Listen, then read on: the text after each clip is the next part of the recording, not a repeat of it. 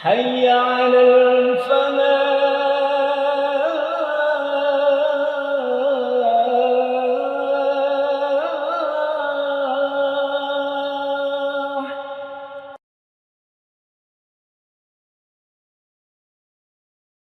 Bismillahirrahmanirrahim. Assalamualaikum warahmatullahi wabarakatuh. Innal hamdalillah nahmaduhu wa nasta'inuhu wa nastaghfiruh wa na'udzu billahi min shururi anfusina wa sayyiati a'malina. May yahdihillahu fala mudilla lahu wa may yudlil fala hadiya lahu wa asyhadu an la ilaha illallah wahdahu la syarika lahu wa asyhadu anna Muhammadan abduhu wa rasuluh sallallahu alaihi wa ala alihi wa sahbihi wa sallama tasliman katsira. Amma ba'd, para jamaah yang semoga senantiasa dirahmati Allah Ta'ala. Alhamdulillah, kita bersyukur kepada Allah atas nikmat iman, nikmat Islam, nikmat hidayah, nikmat ketaatan, dan berlimpah kenikmatan yang senantiasa Allah limpah ruahkan kepada kita. Semoga Allah memberikan taufik dan kekuatan pula kepada kita untuk terus bisa mensyukuri nikmat-nikmat itu. Baik, insya Allah kita melanjutkan kajian kita masih seputar takdir, dan kita masih membaca tentang amsilah wa as'ilah haulal qadar. Jadi contoh-contoh pertanyaan seputar takdir.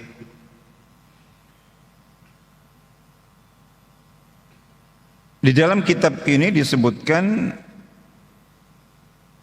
beberapa contoh. Ini semacam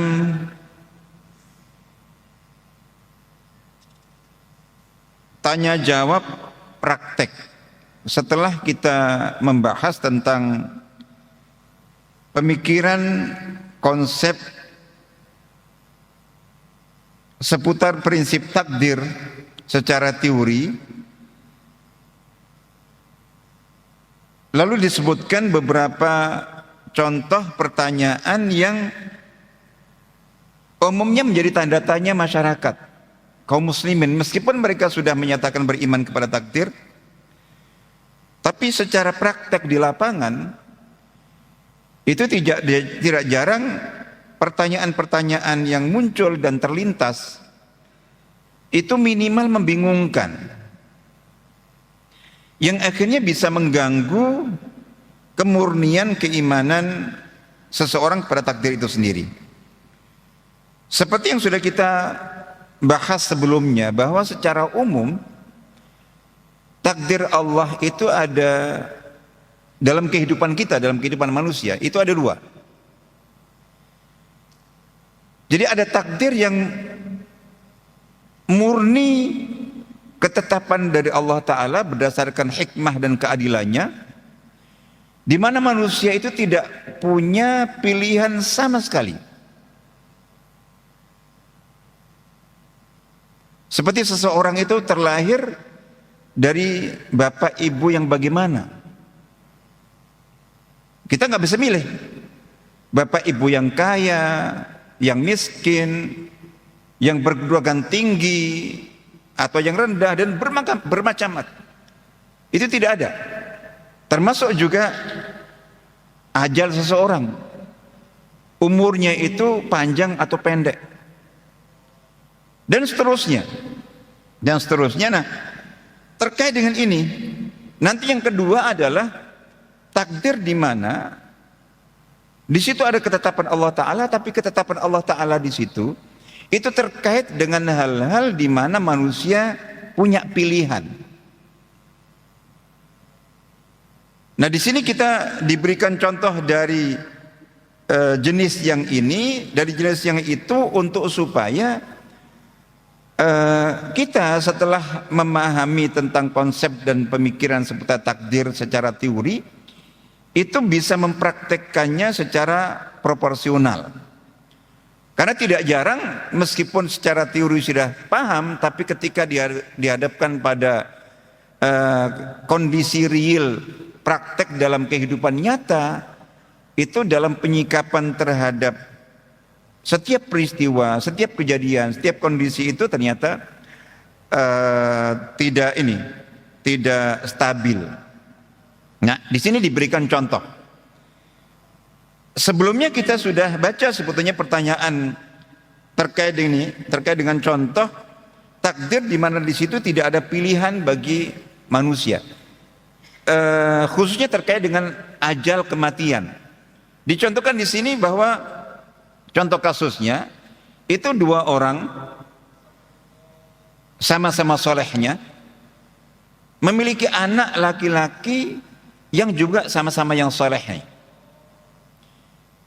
Sehingga tentu orang tua ini berharap bahwa anak-anaknya yang soleh ini nanti menjadi anak yang berbakti dan membantu dia, khususnya pada saat masing-masing bapak itu berusia lanjut dan uzur.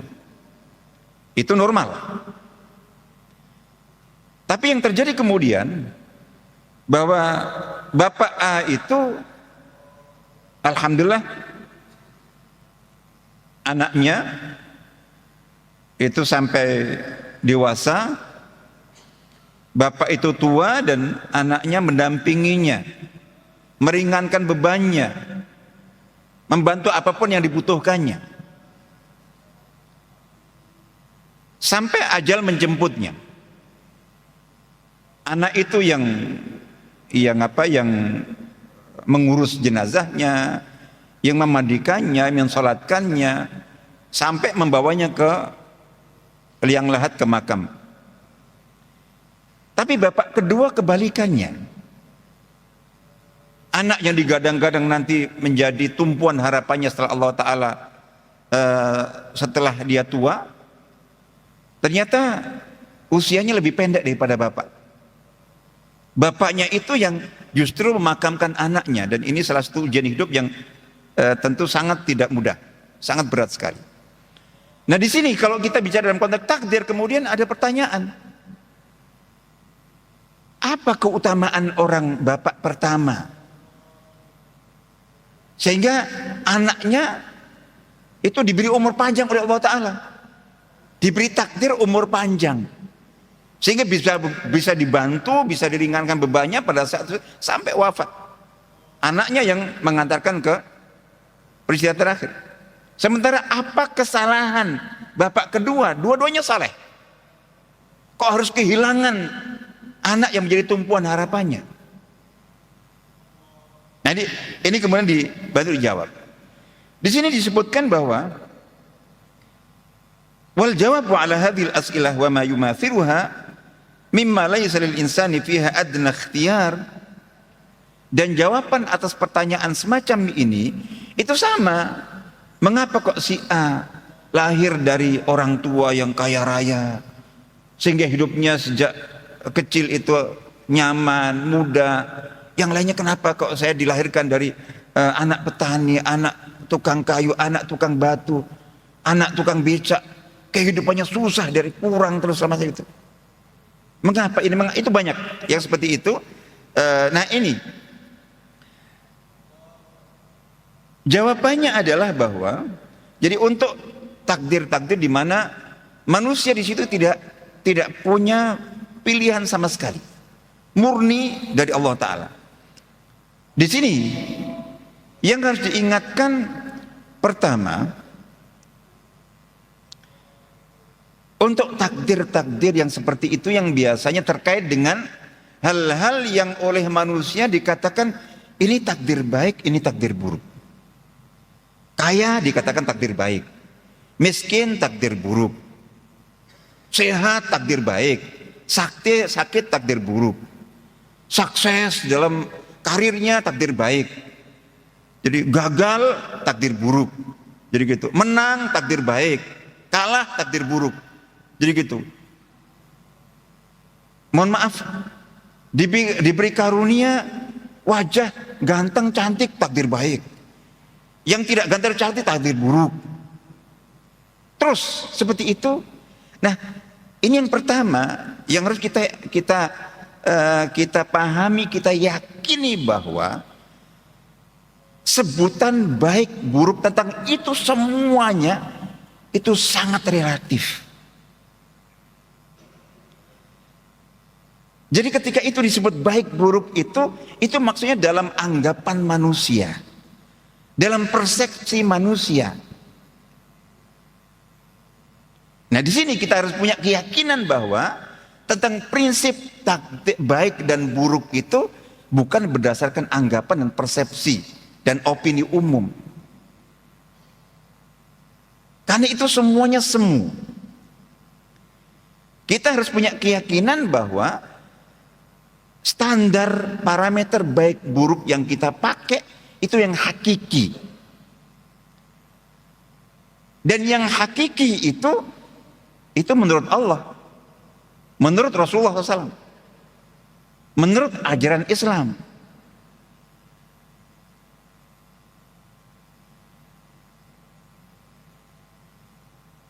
Dimana ketika jadi baik buruk tidak ditentukan oleh apa yang dianggap baik, apa yang dianggap buruk.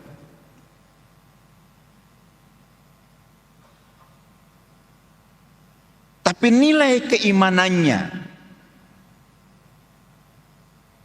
nilai manfaat hakikinya,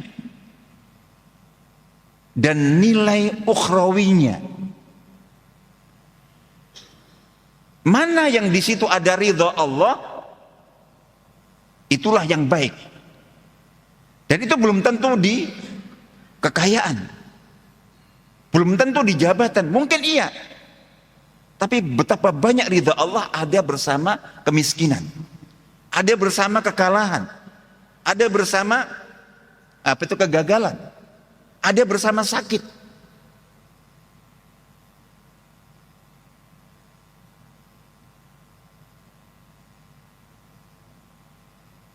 Dan ketika kita kembali kepada kehendak Allah, ketika ada iman,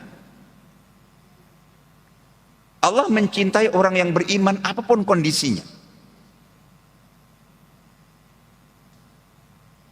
Ketika Allah mencintai seorang hamba karena imannya, karena takwanya, bukan karena kekayaannya, bukan karena jabatannya, tapi karena iman dan takwanya, maka Allah akan memilihkan bagi yang bersangkutan jalan hidup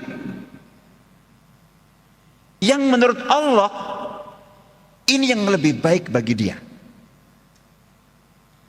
sesuai dengan kesiapan yang Allah ketahui. Perhatikan, Allah Maha Tahu. Saya ini itu akan menjadi hamba Allah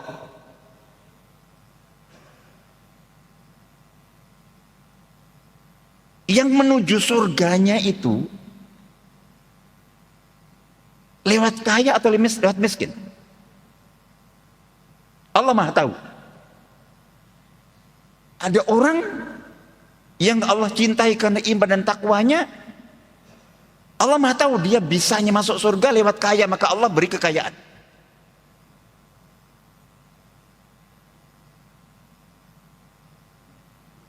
Lewat kesuksesan. Tapi catatannya nih, Allah mencintai dia karena iman, takwa dan kesalehannya, maka Allah akan memberikan jalan hidup, memilihkan jalan hidup yang Allah Maha Tahu dia lebih siap untuk itu, untuk menuju kepada ridha Allah dan surga nanti. Tapi sebaliknya, ada hamba Allah yang beriman, bertakwa, soleh, maka Allah cintai. Kan Allah cintai, maka Allah menghendaki kebaikan untuk dia. Maka Allah akan memberikan baginya jalan hidup, potensi-potensi, sarana-sarana dalam hidup ini yang Allah Maha Tahu dari potensi hamba yang diciptakannya itu, dia siapnya dengan potensi yang apa. Ini tipe orang yang lemahnya di harta. Kalau saya kasih harta, terjerumus malah dia. Justru dia bisa masuk surganya lewat miskin. Allah Maha tahu. Justru malah selamatnya lewat sakit. Kalau dia sehat malah bablas. Allah Maha tahu. Ikut pilihan apa, ini orang yang kalau diberi berhasil, menang, malah sombong. Bagi dia kalau mau selamat, digagalkan, Allah gagalkan. Nah itu yang baik, yang hakiki. Nah jadi yang pertama tadi itu, menjawab pertanyaan itu adalah kita kembalikan kepada standar hakiki, parameter yang sebenarnya untuk baik buruk, untung rugi, maslahat madarat, bukan berdasarkan persepsi, anggapan dan opini umumnya orang, karena itu relatif. Di sini kita harus ingat firman Allah surat Al-Baqarah 216. A'udzubillahi minasyaitonir rajim. Wa asa an takrahu syai'an wa huwa khairul lakum wa asa an tuhibbu syai'an wa huwa syarrul lakum. Boleh jadi kalian tidak menyukai sesuatu karena kalian anggap buruk. Padahal ternyata itu yang lebih baik bagi kalian. Hakikatnya. Sebaliknya, boleh jadi kalian menyukai sesuatu karena kalian anggap baik, padahal hakikatnya justru itulah yang buruk bagi kalian. Wallahu ya'lamu, Allah lah yang maha tahu tentang baik buruk bagi kalian, karena Allah lah pencipta kita, dan kalian tidak tahu hakikatnya. Kalian hanya menduga-duga, kayaknya ini baik, kayaknya ini buruk. Mungkin iya, tapi mungkin juga tidak. Yang tahu hakikinya Allah Ta'ala. Itu pertama. Yang kedua, kita menjawab itu semuanya, kita kembalikan kepada kemutlakan kekuasaan Allah sebagai Tuhan yang maha segala-galanya. Kemutlakan hikmah Allah, kebijaksanaan Allah yang maha tahu baik buruk, Allah yang maha bijak. Pasti ketika Allah mentakdirkan sesuatu bagi kita, yang ini umurnya panjang, ini umur pendek, itu disitulah hikmahnya. Pasti Allah tidak akan salah. Pasti maha bijak. Allah memilihkan kita sesuatu yang kita tidak bisa pilih. Kita tidak bisa milih lahir dari ibu yang mana, dari negeri mana, kebangsaan apa, orang tua kita kaya atau miskin, nggak bisa milih. Tapi Allah memilihkan. Di sini keimanan kita diuji. Kita yakin nggak bahwa Allah itu maha mengetahui maslahat madarat kita daripada kita? Percaya yakin nggak kita bahwa Allah itu maha bijak? Tidak mungkin ada yang tidak bijak dari keputusannya, dari takdirnya. Yakin nggak kita kepada bahwa Allah itu Rahman Rahim? Dan di antara tanda rahmatnya itu ada pada takdirnya, khususnya takdir-takdir di mana kita tidak punya pilihan. Nah kalau kita masih belum yakin dengan itu, di situ kita dipertanyaan. Jadi iman kita kepada Asmaul Husna, kita tiap hari Bismillahirrahmanirrahim, Bismillahirrahmanirrahim, tapi hanya ucapan. Kepada takdir yang kita anggap buruk, langsung kita katakan, oh takdir itu kejam. Loh, takdir Allah, berarti Allah yang kejam. Allah zalim. Na'udzubillah. Nah di situ. Jadi gitu. Nah itu. Artinya untuk menjawab ini kita perlu mengevaluasi itu banyak pemahaman-pemahaman kita khususnya secara praktek. Jadi teori kita mengatakan Allah Rahman Rahim. Nah di sini ujiannya. Begitu ada takdir yang menurut kita ini kejam ini. Jadi, mengapa ini terjadi pada saya? Mengapa? Sadarkah ketika ada orang bertanya mengapa tentang apa yang dianggap nasib buruk itu, dia sedang protes kepada takdir Allah? Berarti dia sedang protes kepada Allah. Berarti dia tidak yakin bahwa Allah itu maha adil, maha bijak, dan maha rahman rahim. Tidak mungkin ada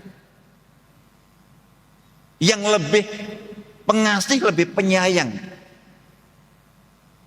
selain Allah. Allah lebih sayang kepada hambanya daripada kasih sayang ibu paling kasih sayang kepada anaknya.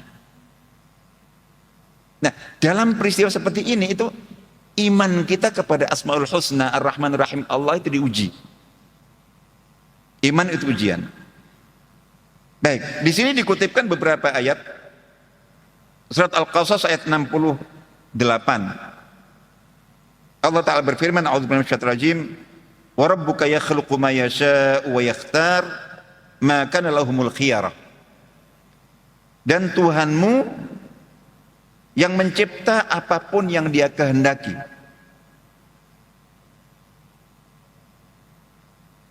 Dan Tuhanmu lah yang milih. Dan ciptaan Allah, kehendak Allah, pilihan Allah, maka lahumul khiyarah, di mana tidak ada pilihan bagi mereka. Ini untuk takdir, tapi tidak ada pilihan yang tadi kita sebutkan. Itu Allah mutlak yang mencipta sesuai dengan kehendaknya. Nah, di sini kita ditanya sejauh mana keyakinan dan keimanan kita kepada bijaknya Allah, adilnya Allah, kasih sayang Allah pada takdirnya di mana kita tidak punya pilihan itu. Pasti itu yang paling adil, itu yang paling bijak, dan itu yang paling kasih sayang untuk kita.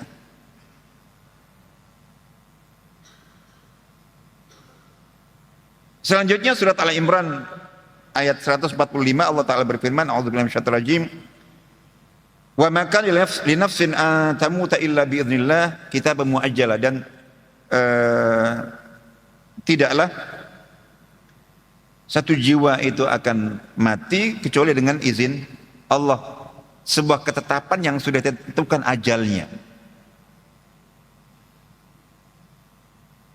Manusia berikhtiar, tapi kalau sudah memang tiba saat ajalnya, tidak ada yang bisa. Apakah dengan sakit atau tanpa kelihatan sakit.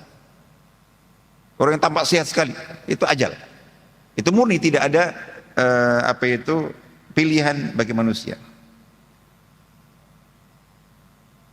Kemudian surat Al-Imran 145, ini surat Fatir ayat 11, Allah Ta'ala berfirman, A'udzubillahi minasyaitonir rajim, wa ma yu'ammaru min mu'ammarin wa la yunqasu min umrihi illa fi kitab.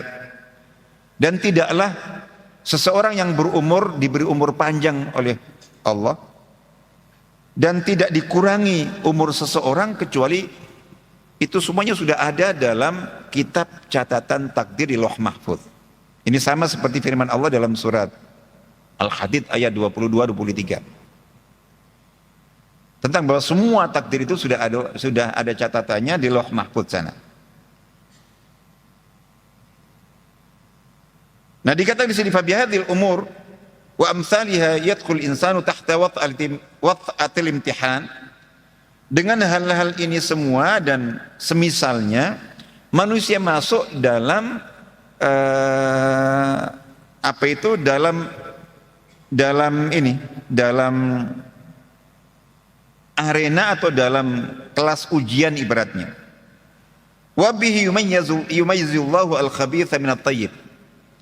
Jadi salah satu hikmah mengapa takdir Allah tentang yang dianggap baik buruk, untung rugi, maslahat madarat dan segala macam itu, musibah barakah, itu kok dibeda-bedakan di antara ini. Itu bukan karena ini lebih mulia, ini lebih itu aslinya secara umum.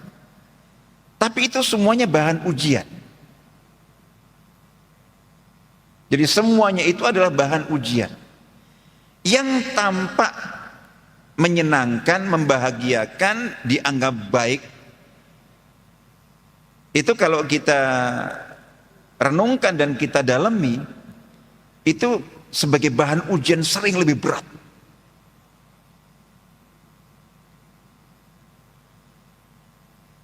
Kalau kita bicara tentang hisab, sama-sama beriman, ini kaya miskin.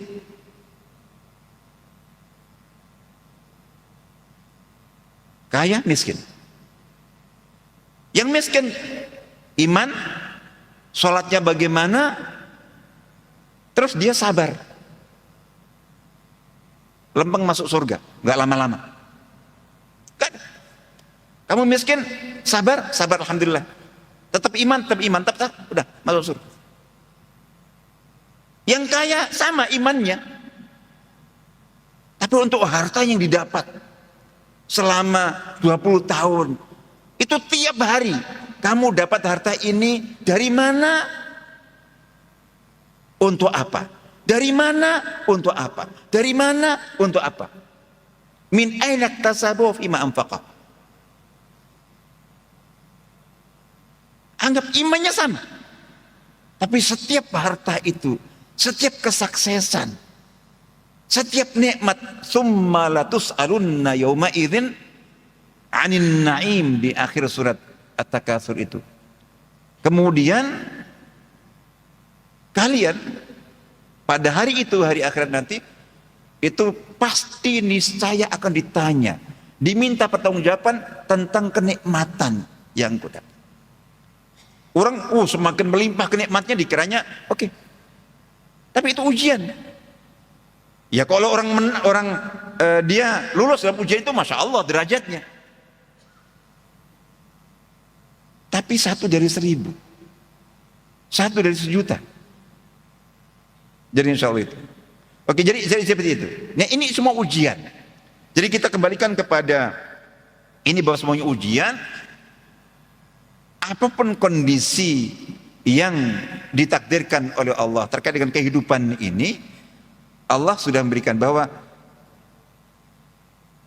faktor penentu baik buruk, untung rugi, maslahat madarat bukan kondisi yang diberikan yang dianggap ini baik berarti baik, itu buruk berarti buruk, bukan. Tapi apapun kondisi yang ditakdirkan Allah, itu disikapi dengan iman, dengan 2 senjata utama, syukur dan sabar.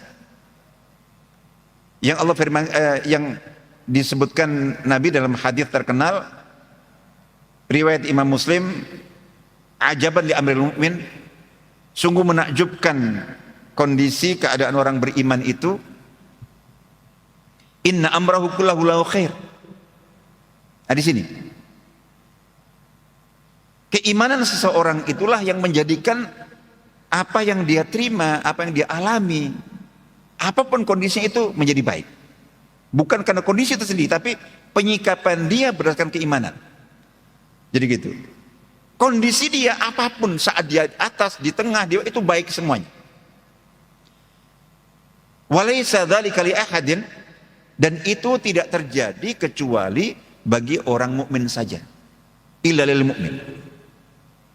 Bahwa seseorang dalam hidupnya di atas, di tengah, di bawah, menang, kalah, untung, rugi, sehat, sakit, kaya, miskin, punya jabatan, lepas jabatannya, dalam semuanya itu semuanya serba baik. Itu hanya terjadi bagi orang beriman, stabil kondisinya. Nah, di sini evaluasi lagi untuk kita. Ketika orang itu beriman menghadapi dinamika kehidupan, itu stabil, baik semuanya. Nah, ketika saya atau jenengan atau siapapun, lo kok berubah sikapnya, jadi gitu. Jadi rajin ke masjid itu ketika kondisi ada di zona aman. Begitu zona tidak aman dikit, oh udah seret lagi, udah berubah. Nah, dipertanyakan imannya itu. Berarti ada kondisi yang membuat dia nggak baik. Itu dikatakan in asabatu sarra syakar, jika mendapatkan sesuatu yang menyenangkan, membahagiakan, yang biasa dianggap baik itu, dia sikapi dengan syukur. Nah, sikap syukur itu yang membuat kenikmatan itu baik, bukan kenikmatannya, tapi sikap syukur itu. Sebaliknya, wa in asabatu dharra sabar. Sebaliknya, ketika dia terkena musibah, keburukan, hal yang memberatkan, yang madarat, bukan hal itu yang buruk, tapi Tapi ketika itu disikapi dengan tidak sabar. Sementara ketika orang beriman menyikapi kondisi yang berat itu dengan sabar, maka itulah yang baik. Itu ada bekalnya. Nah, saya kembalikan kepada yang tadi saya sampaikan. Allah yang maha tahu. Allah kan menciptakan masing-masing kita dengan potensi untuk menempuh jalan Allah, menuju ridha Allah, menuju surga Allah, menuju keselamatan dan kebahagiaan dunia akhirat itu Allah menciptakan kesiapan dalam diri kita masing-masing untuk menuju ke sana. Ada yang Allah tahu orang ini bisa selamatnya itu kalau kaya, tapi syaratnya iman. Allah menghendaki kebaikan bagi dia karena dia iman, dia takwa, dia saleh, maka Allah beri kekayaan. Karena dia hanya bisa masuk surga dengan kekayaan. Tapi ada orang yang Allah cipta dalam dirinya siap jadi orang baiknya itu hanya ketika menghadapi yang sulit-sulit. Dan ini banyak dalam kehidupan kita saksikan. Enggak, saya pengen masuk surga lewat yang enak-enak. Itu kan kata kamu. Allah maha tahu. Dan betapa banyak orang yang pada saat dipaskan, diberi kehidupan yang tidak mudah, tapi dia tetap bisa pas-pasan atau kadang-kadang kurang, tapi masya Allah. Justru karena itu dia banyak berdoa, banyak berzikir, ingat Allah, dekat masjid. Kondisi dia itulah yang mendorong dia secara kuat untuk mendekat kepada Allah Ta'ala. Dia berpikir, saya sebenarnya kalau diberi kemudahan itu saya lebih lempeng ke Allah. Dikiranya begitu, padahal Allah maha tahu dia tidak punya kesiapan untuk itu. Dia siap jadi orang baik, orang beriman, orang bertakwa, ahli surga itu lewat yang sulit-sulit.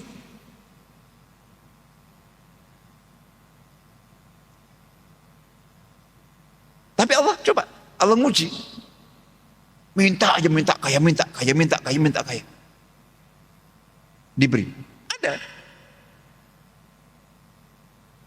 Lapang dikit. Yang tadinya doa itu tiap hari masya Allah pagi, siang, sore, zikir, tapi hari sudah merasa nggak perlu doa lagi.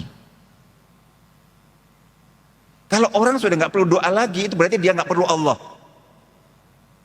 Ini sudah sebagian kakinya udah mau kepada kekufuran. Kesibukan sana ngurus hartanya, ngurus itu sudah jarang baca kitab suci Al-Quran, sudah nggak merasa butuh berzikir, sudah sibuk akhirnya nggak sempat ke masjid, terus semakin dekat hartanya udah. Dan ini sudah diperingatkan. Nabi sudah mengatakan bahwa yang paling Nabi khawatirkan itu bukan kemiskinan. Makanya hati-hati tentang hadis maudhu, hadis palsu yang kadang-kadang disampaikan. Kadal faqru ayakuna kufran. Hampir saja kefakiran itu menjadikan kekufuran. Itu hadis palsu, hadis hoax, nggak benar. Yang benar itu hadis sahih Bukhari Muslim. Yang paling aku khawatirkan atas umatku adalah ketika dibuka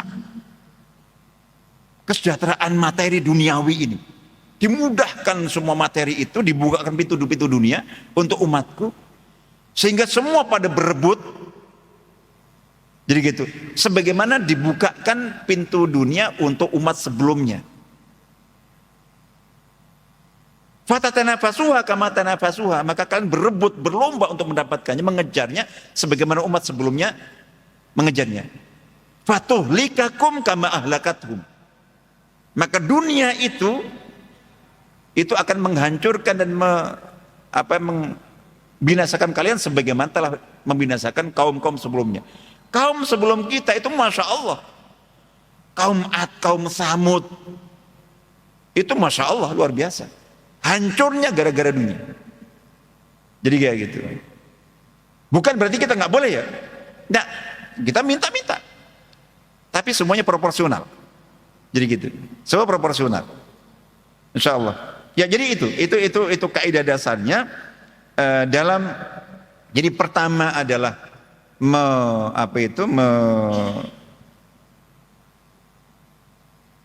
mengevaluasi, mengingatkan kembali itu tentang standar baik buruk, standar untung rugi.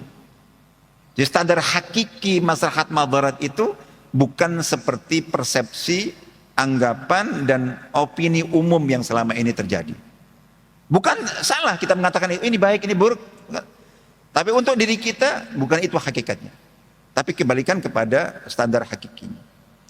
Yang kedua adalah untuk takdir-takdir di mana kita tidak punya pilihan. Jadi gitu.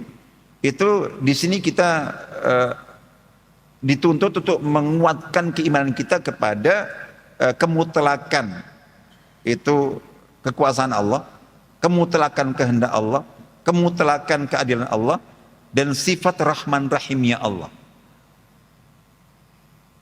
Jadi kita yakin Allah itu maha menciptakan, maha bijak, maha adil. Nah itu kita terapkan untuk setiap takdir di mana kita, ini khusus ya, setiap takdir di mana kita di situ tidak ada pilihan. Nanti akan ada pembahasan berbeda. Menghadapi takdir di mana situ ada pilihan kita. Kita ada keluasaan untuk milih, menentukan pilihan. Itu beda nanti sikapnya. Ini khusus untuk itu. Jadi gitu. Yang protes, kenapa kok Allah? Kenapa kok ini kayak gitu? Kenapa itu? Itu di sini kita diuji tentang keimanan kita. Jadi karena kita mengatakan bahwa Allah itu maha adil, termasuk dalam takdirnya. Yang dianggap orang zalim itu, Allah itu maha Rahman Rahim, termasuk dalam takdir yang dianggap orang kejam. Nah, di sini kita diuji. Jadi gitu. Terusnya lalu kemudian kembali kepada yang tadi kita sebutkan bahwa baik buruk sesuatu yang kita terima, kita alami, kita hadapi itu bukan ditentukan oleh apa yang terjadi, apa yang ditakdirkan, tapi bagaimana penyikapan kita terhadapnya. Bagaimana penyikapan kita terhadapnya. Jadi yang dibawa apa yang dianggap baik sekali tapi disikapi dengan buruk, buruk sekali. Jadi apa yang dianggap buruk tapi disikapi dengan keimanan, dengan baik, maka akan baik sekali. Dan itu disikapi dengan iman, implementasinya dengan syukur dan sabar. Di hadits tadi menyikapi hal yang menyenangkan itu syukur, menyikapi hal yang memadaratkan, menyusahkan dengan sabar, seolah terpisah. Tapi dalam praktek hakikatnya tidak. Dalam menghadapi hal yang meringankan atau menyusahkan, kita sikapi dua-duanya dengan syukur dan sabar. Karena apa? Dalam menyikapi kondisi yang menyenangkan, yang biasa dikatakan nikmat itu kalau kita sikapi dengan syukur saja tanpa sabar, itu ujungnya juga buruk. Perhatikan dalam setiap nikmat, nikmat harta, nikmat jabatan, nikmat anak, nikmat keluarga, nikmat kesenangan, kesempatan apapun. Perhatikan, mengapa dalam menyikapi nikmat-nikmat yang kita dapatkan itu kita wajib syukur, tapi juga wajib menyiapkan stok sabar yang Mengapa? Karena bersama setiap nikmat itu minimal ada 3 hal yang membuat kita harus punya kesiapan stok sabar. Yang pertama, apa yang kita anggap baik yang ditakdirkan Allah kepada kita, itu belum tentu bahwa itu menunjukkan ridha Allah kepada kita. Hati-hati. Kita juga tetap harus ada rasa khawatir. Jangan-jangan ini jebakan. Jangan-jangan ini istidraj. Coba tak ujinya. Kira-kira dia bisa nggak? Itu yang lebih perlu disiapkan bukan syukur tapi sabar. Yang kedua, dalam setiap nikmat yang dianggap baik itu ada godaan dan fitnah. Ya. Harta, naudzubillah godaannya. Jabatan, naudzubillah godaannya. Yang dibutuhkan di situ bukan syukur tapi sabar. Orang kejeplos. Sibuk syukur menikmati. Biasanya gitu. Kalau syukur itu menikmati. Ini enggak. Ini di situ ada fitnah, ada ujian, ada cobaan. Sabar dibutuhkan. Yang ketiga, itu dalam setiap nikmat ada pertanggungjawaban besar. Jadi ada pertanggungjawaban besar. Coba kalau kita ambil contoh sedikit. Ini apa? Hari ini tadi baru saja ada sidang pelantikan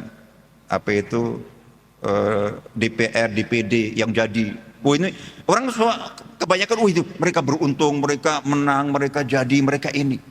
Yang kalah itu, saya katakan bahwa yang kalah yang nggak jadi itu untuk orang beriman ya, kita bicara orang beriman, memang berat. Tapi dari pemilu kemarin, insya Allah berapa bulan udah selesai. Mungkin mereka ada utang-utang gitu. Tapi udah stabil, kondisinya udah baik. Udah bisa nerima, udah baik. Yang menang ini pertanggungjawaban 5 tahun. Tiap hari pertanyaan berat. Yang kalau dia tidak siap dengan kesabaran yang prima, naudzubillah. Jadi kita bawa. Itu lebih berat. Karena pertanyaannya nanti.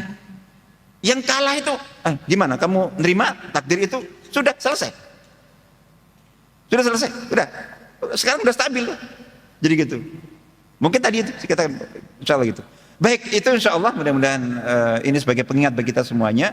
Dan Allah Ta'ala memberikan rahmatnya, taufiknya kepada kita semuanya, hidayahnya.